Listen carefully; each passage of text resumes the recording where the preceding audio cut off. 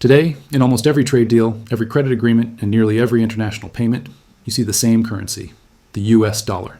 If the dollar collapsed today, global trade would come to a halt within days. Yet almost no one talks about why this is the case. So how did the currency of a single country become the backbone of the entire global economy? This was no accident. It was the result of a century-long chain of wars, gold, oil, and diplomacy, woven together into a near-perfect system. Today, let's break down step by step how the dollar rose, how it took the throne, and how it still stands. In the early 19th century, as paper money became more widespread, Britain adopted the gold standard. Because the British pound was backed by gold, it gained global trust and gradually became the world's most important reserve currency. By the early 20th century, the gold standard had spread internationally and functioned smoothly until 1914. Before World War I, governments across the world had granted central banks the authority to issue paper money, fully backed by gold.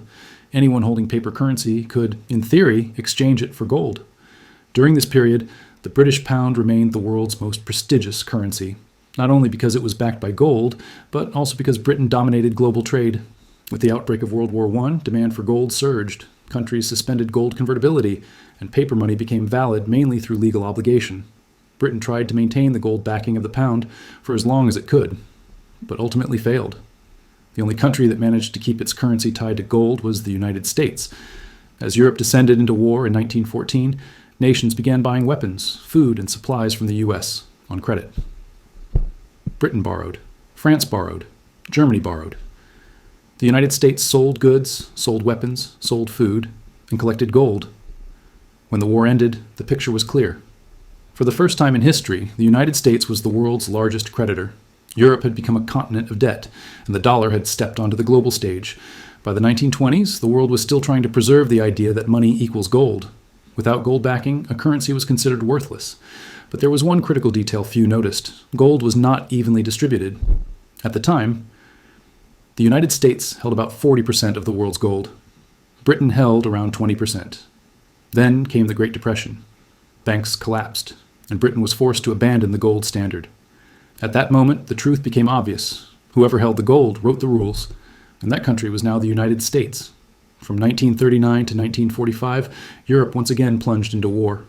The U.S. once again remained largely outside the battlefield, and once again, the pattern repeated. The U.S. sold weapons, sold food, sold oil, and received gold in return. When the war ended, Europe lay in ruins. The United States emerged as the world's largest economy, the holder of the world's largest gold reserves, the most powerful military force on Earth. The moment for the dollar to take the throne had arrived. In 1944, representatives from 44 countries gathered in Bretton Woods, New Hampshire, to redesign the global financial system. The decision was simple. All currencies would be pegged to the US dollar, and the dollar would be pegged to gold at a fixed rate of $35 per ounce. In effect, dollar equals gold. All other currencies equals dollar. The dollar had replaced gold as the world's reference point. While other nations abandoned gold backing, the US dollar remained convertible into gold, cementing its global legitimacy. This was reinforced by the sheer scale of the U.S. economy, its dominance in global trade, and its central role in the international financial system. Central banks around the world began holding dollars alongside gold.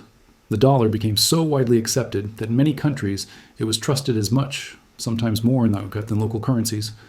Pricing both gold and oil in dollars only strengthened this system. Everything worked, until the United States started printing too much money. The financial strain of the Vietnam War eroded the dollar's gold backing.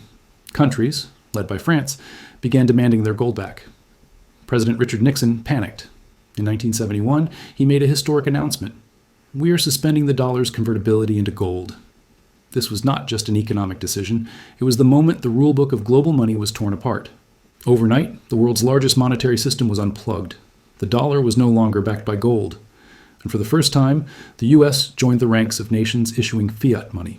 Since other currencies had been indirectly tied to gold through the dollar, every paper currency on Earth effectively became unbacked.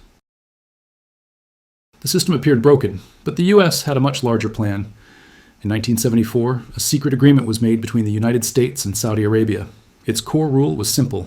Oil would be sold only in U.S. dollars. Anyone who wanted oil, Japan, Germany, China, Europe, developing nations had to use dollars. This system still operates today.